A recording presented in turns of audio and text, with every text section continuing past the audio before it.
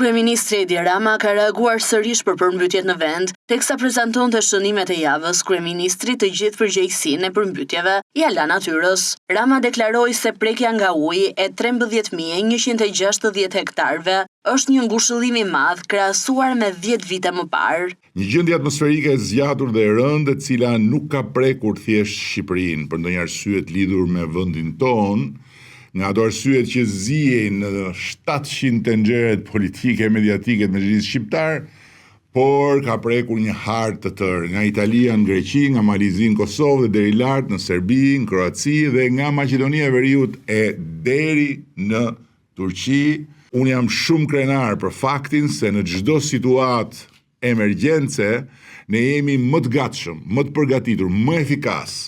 Fal investimeve masive që kemi bërë gjatë kësaj dekade, rreth çerek miliard euro në infrastrukturën e kullimit dhe të mbrojtjes, si dhe fal investimit në strukturën e emergjencave civile që sot kanë skuadra të stërvitura, pajisje bashkëkohore dhe çdo vit më shumë mjete.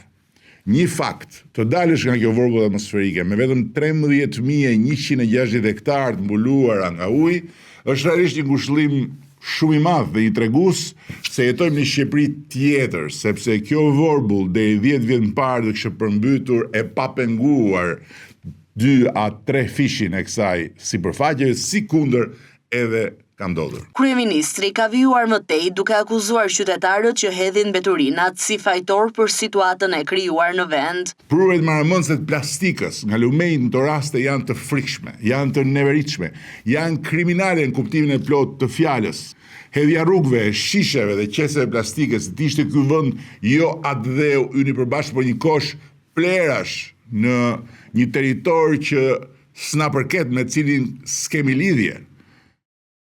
Kudo ku na teket, lëshojmë si lopa bajgat mbetit dhe konsumit ton, është diçka që e mbulon tamam me bajga, flamurin e pavarësisë son si shtet. Ajo që i bëjmë ne Shqipërisë, duke hedhur një shishe plastike, apo duke hedhur një qese plastike në rrugë, ka vetëm një fjalë që e përkufizon.